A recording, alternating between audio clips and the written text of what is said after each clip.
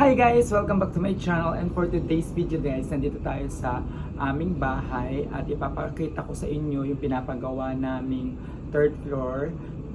Actually guys, tapos na yung sa akin pero may konting finishing na lang. Pero yung sala namin is pinapagawa namin nila mama, kuya Mark, tas tulong-tulungan kami doon para matapos na din. So ipapasilip ko sa inyo, medyo madumi pa guys ha, pero almost ano na naman, may nagawa na naman. Tapos may mga paintings na rin na nilagay si mother, kaya naman si mother ang ating designer for today's video. Kaya naman, let's go.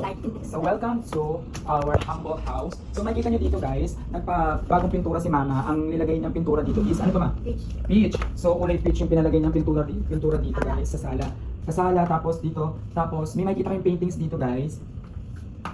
Yan yung paintings dyan para sa Greece. Yan. Parang nagustuhan ko din siyang painting na. Actually, parang gift ko yan kay mama. Parang nakapunta ka na ng Greece. Natutuwa kasi ako sa pelikulang yung pelikula ni Richard Gutierrez tsaka ni Casey Concepcion, yung nagpunta sila dyan sa Greece. Ang ganda-ganda talaga dyan sa Greece. Tapos, ito namang paintings na to guys. Sobrang ano lang talaga guys. Medyo magulo lang yung bahay kasi ginagawa pa talaga siya.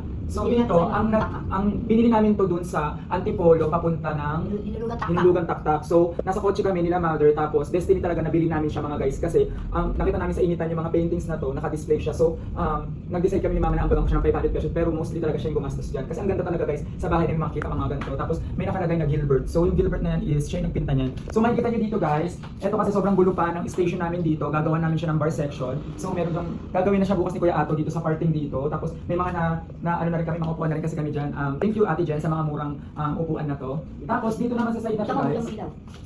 Yan, sa side na to guys, pinapalitan na ni mother ng ganyang disenyo. Pero nakatakip pa yung mga gamit namin kasi nga sobrang nire-renovate pa din to para maganda yung kalabasan nito. Maganda to guys pag malinis na, tapos wala na masyadong mga kalat.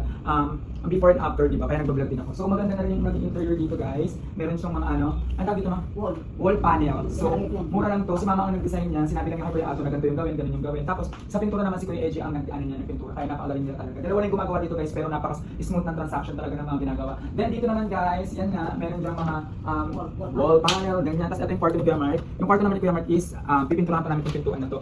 Doon naman, dito naman sa idea, sa cabinet na to guys, magkakaroon kami dito ng TV, kaya may ganyan siya. So, pinakpan lang siya actually guys, para pinipinturahan pa kasi siya ni Kuya Eji, kaya baka madumihan, kaya nakatakip siya. Then meron din si mga cabinet. Pansin niyo sa bahay namin, mahilig sa mga cabinet. More on cabinet talaga kami mga guys. Tapos, yun yung side na to. Tapos meron din ditong sa ang ating kwarto. Alam mo na. So, let's go guys. So makikita mo dito guys, ang aking kwarto, ang aming kwarto dito, CR, tapos makikita mo na dito yung talagang ayos na ng kwarto namin. Then makikita mo na yung marami kong mga ano dyan, marami kong mga etiketa, hindi pa talaga yan full guys. Talagang ano pa, marami pa akong ilalabas din sa baba kasi hindi pa talaga kami nakakalipat ng bonggang-bongga. Tapos guys, ang good news naman is nakabili na ako ng rep, chocolate Germania. Then